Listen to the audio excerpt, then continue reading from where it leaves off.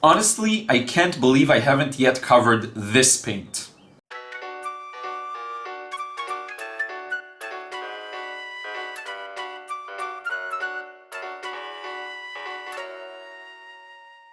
Sup friends, Ron here. Thank you for joining me in another episode of The Paint Show, and today we have a special episode. This is episode 30 and it's a good reason to celebrate, and what a better way to do this than with Daniel Smith's Burnt Sienna. This paint has really been a staple of mine. I already covered Schmincke's, but this one I had long before that and I absolutely love it.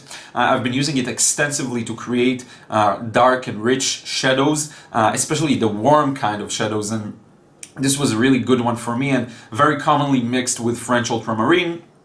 And so I've been using it a lot. And today what I want to do is talk a bit about this tube, show you how I used it in a recent painting, and give you a quick demo and really just dive deeper into this, because I still can't believe we haven't covered this one. So it's a good one to cover on episode 30. Let's get started. So the first thing I want us to do is read the description by Daniel Smith on their web on Amazon. This one is actually from Amazon. This transparent to semi-transparent rich earth pigment is a traditional palette staple for many landscape painters. True.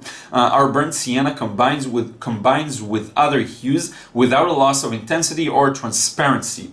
This has been my experience so far as well. Subsequent layers or glazes do not sully or stain the other pigments these glazes contact. And this is really important. And it just sums up what this is used for.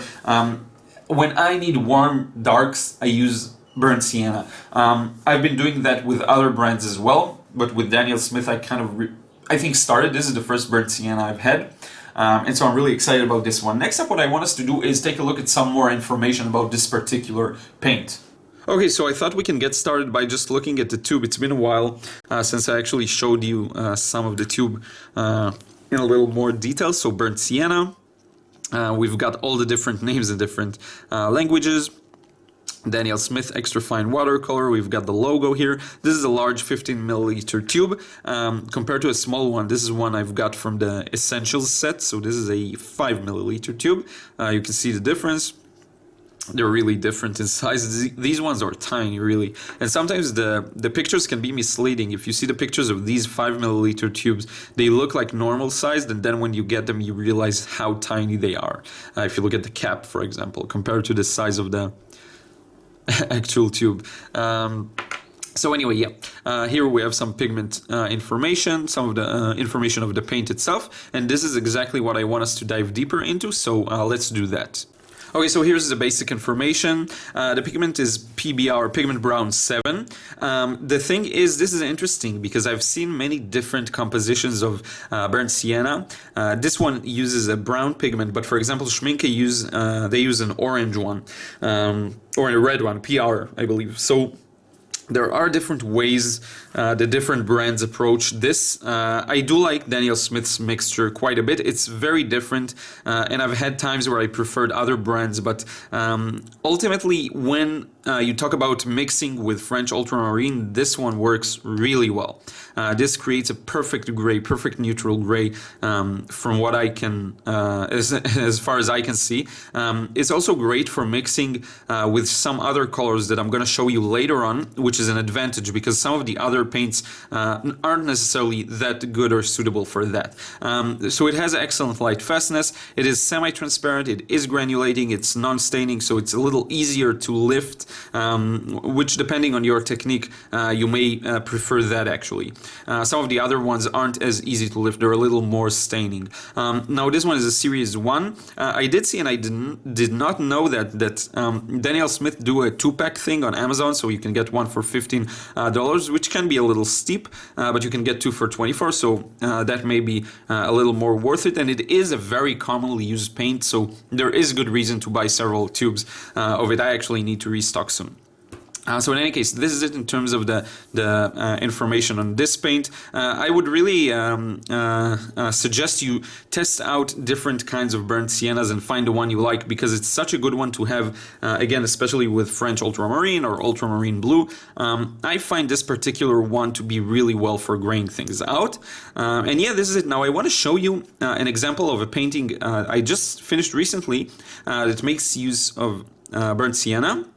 So let's do that, and then we can move on to the demo itself. Okay, so here's the painting I was talking about. I've used burnt sienna here quite a lot, and you can see this on the roof especially. I find that this paint just works really well for rooftops, especially if you go into more rural areas. I find it to be really suitable. Now, here you can see the classic mix of French Ultramarine and burnt sienna. This is a pure version of French Ultramarine.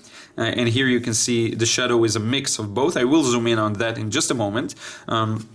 But I do want to show you the other mixes as well. So here you have the same burnt sienna mixed with a bit of Pyrrole Scarlet and New Gamboge, and you can see it just works. Here you can see the chair with the shadow. It's very interesting. For these windows I used French Ultramarine, and not French Ultramarine, Phthalo Blue, and you can see a rather cooler one. I think it was Phthalo Blue.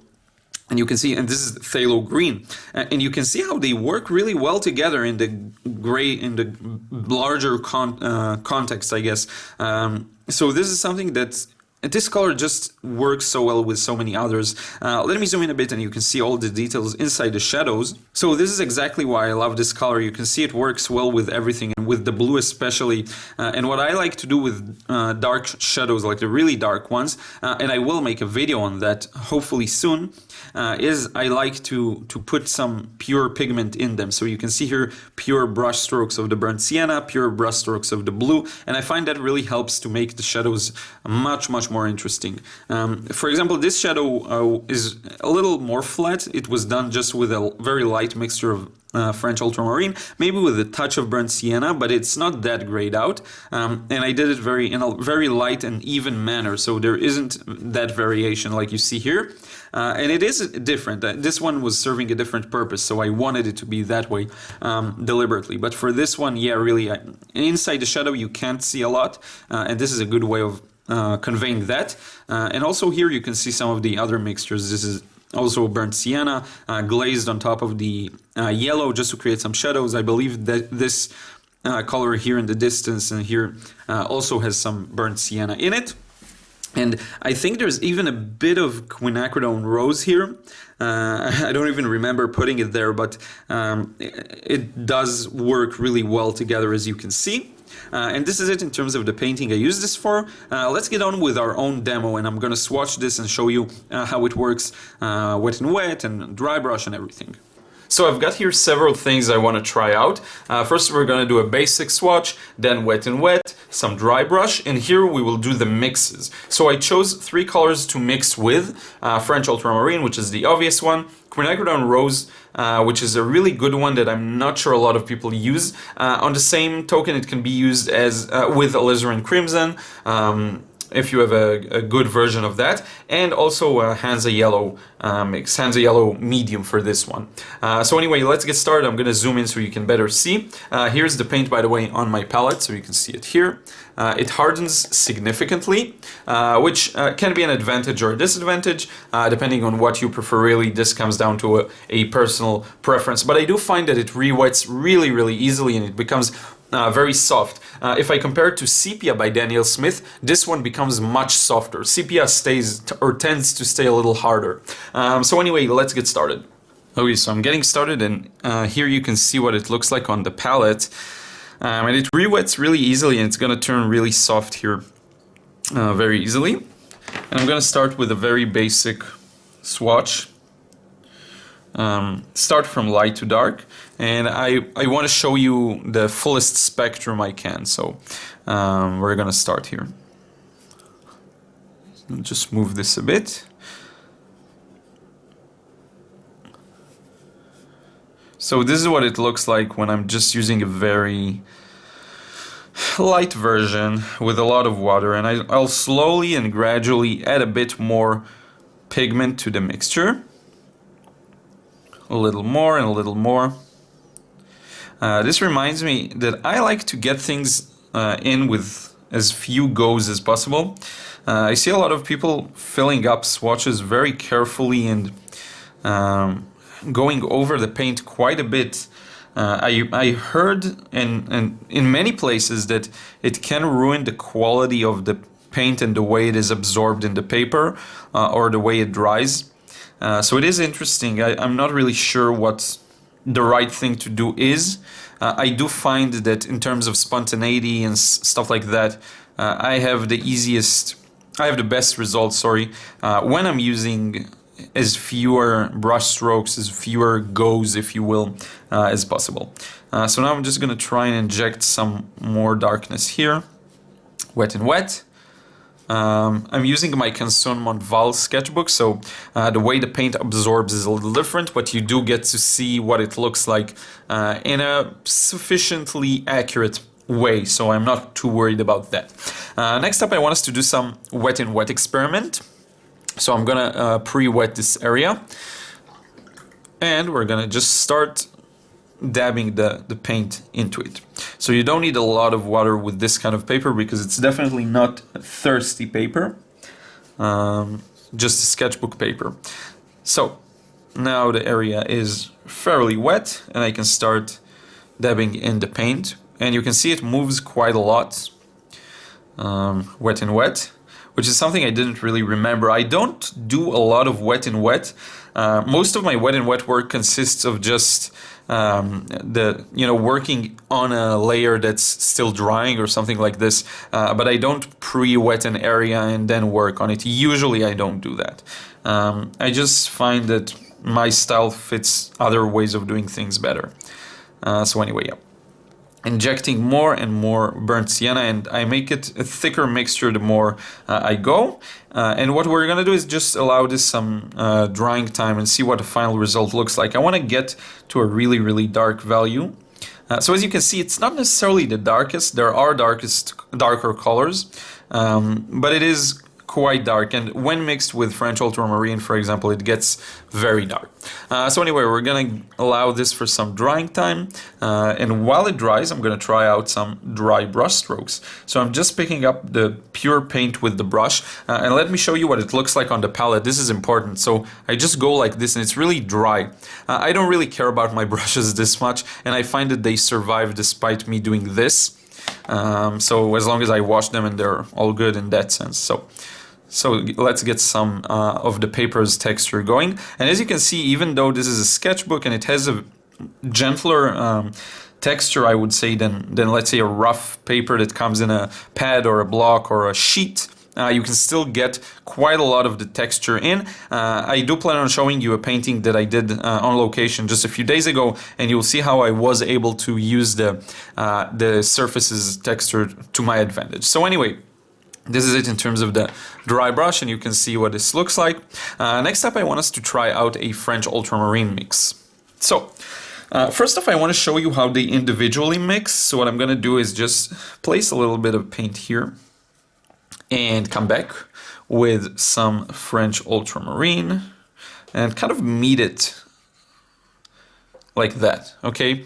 So you can see now I want to create a light version that is quite neutralized. So this is what I'm gonna do. I'm grabbing here some of the burnt sienna, some of the French Ultramarine, and if we move more towards the gray realm, this is what we'll get. I think this is a little warm, so I'm gonna add a bit of French Ultramarine to that. Now, I don't know if it's a 100% perfect gray, and if there is, well, there is such a thing, but I don't know if that's the case here, but it is quite close to that. Now, what I want to do is show you what they look like the same way here, only with darker, stronger mixes. So I'm gonna grab some burnt sienna like this, and it's very dark. And then I'm gonna clean the brush just to make it, to allow them to mix on the paper. I'm gonna grab some pure French Ultramarine, and you can see what these two look like when they mix like that. But one final thing I want to show you is what they look like when mixed to a very dark mixture, okay? So I'm gonna mix them on the palette. I'm just gonna grab some of the burnt sienna and put it in here. And I wanna show you how dark of a mix you can achieve with these. So I'm gonna add just a bit more water to help it flow. Sometimes it's a rough balance to get. You want the paint to be wet enough, but not too wet so that it's too light. So yeah, so we're starting to get something that looks like what I want to achieve here, and you can see how dark that is. And this can be great for many uses. You can use this even as foliage, as trees in the far background, if you need them to be dark, as stronger shadows during, very sunny days. I'm gonna warm it up a little bit here. And you can see just a beautiful, beautiful result. And this is something I've been relying on for a long time for darker shadows, and it's one of my favorite mixtures. So next up, what we want to do is look at the Quinacridone Rose mix. And I don't know if this is an obvious mixture for some people, but I've been using it for a long time now, and I love the result and the way it looks. So I'm just going to grab again some burnt sienna here. Just going to place it like that. And next up, I want to grab some of the Quinacridone Rose, and this is a color that really re-wets so easily and becomes so soft. The Daniel Smith's version, I prefer it much more than the Schminke's Magenta. This is really a favorite of mine in terms of reds.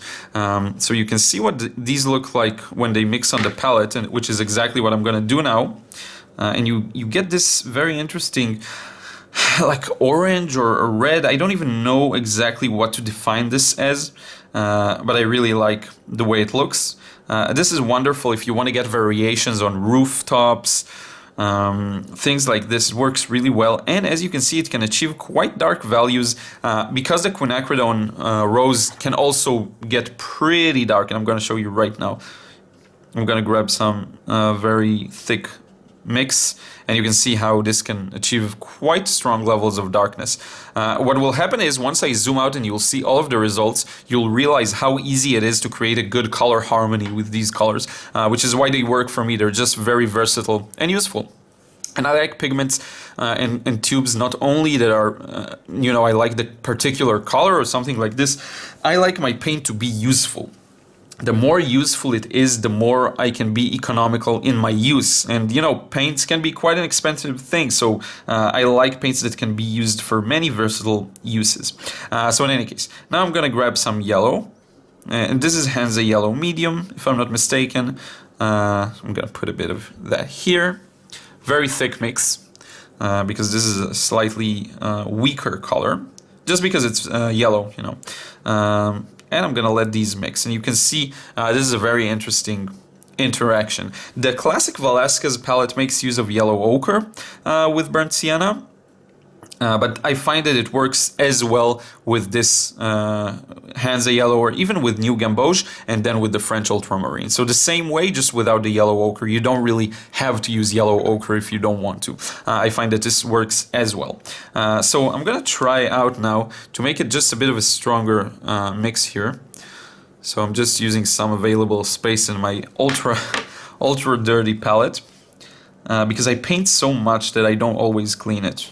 Yep, don't judge. So now I'm doing a really strong mix of the two. I'm using them almost as I would if it was straight out of the tube, as much as possible, because once you put it and let it dry on the palette, it's not gonna be the same, but still. And yep, this is what you get. Look at this nice texture. You can even, just by adding a bit of blue, and I wasn't planning on to, but just by adding a little bit of blue to that, you can start getting some greens and maybe some grassy, patchy texture. And look at this. This is just beautiful. So I highly enjoy these paints, and they work so well for me together, and I really don't need anything else other than these. So what we're gonna do now is zoom out a bit, and I'm gonna show you everything together. Okay, so here are all of the final results of what we did here, our experimentation, and you can see why I love this. Everything works really well. I find that these colors work fantastic together. So you get the Velasquez palette, maybe with the yellow and the French Ultramarine and burnt sienna, and then you can add to it some more components like the Quinacridone Rose mix that works really well, I find. And all of these just create a harmony without even trying, and you can do everything with them. Landscapes, cityscapes, even portraits. You can do anything with those. So anyway, yeah, I just want to show you even more up close so you can better see here all of the details. And hopefully the colors are accurate. I will try and correct them if they're not, as I always do. And this is just such a great combo to use. I highly recommend it. This is a staple of mine. At least I will put links to purchase, I think, all of the paints that I mentioned here, in case you want to do the exact same mixes as I did. Just a fantastic color and a great way to celebrate episode 30. Let's now wrap up this video. So this is it. I hope you enjoyed this episode and seeing this color in action, this particular tube. Again, a real staple of mine, and I will be using this paint for a long time in the future. It mixes just fantastically with French Ultramarine. The one drawback I would say for me personally is that because I'm starting to dislike French Ultramarine recently, I'm thinking about finding other complementaries that will work as well with other blues that I've been using. Because this one mixes a little differently with phthalo blue and with other kinds of blues like the ceruleans. It can create a bit of a muddy texture, like muddy in my opinion. That's just a non-graceful gray, I would say. But with French Ultramarine, it's perfect. If you're gonna do the Velasquez palette, it's insane. It's really good, and I will do that. So it's not like it's just a partial reason for me to worry. Not really that big of a deal. And this is it. Again, I will put links to purchase in the description box below. There's like the 1 tube and the 2-pack, which is a little more economic. This is it. Thank you so much for watching. If you still haven't, don't forget to subscribe to my channel. I have tons of other episodes like this of The Paint Show, lots of painting tutorials, even some drawing and sketching tutorials, and I have a few planned for the near future, as well as some other shows that I'm starting to incorporate in this channel that I think you would really enjoy. This is it. I will see you again in another vid real soon.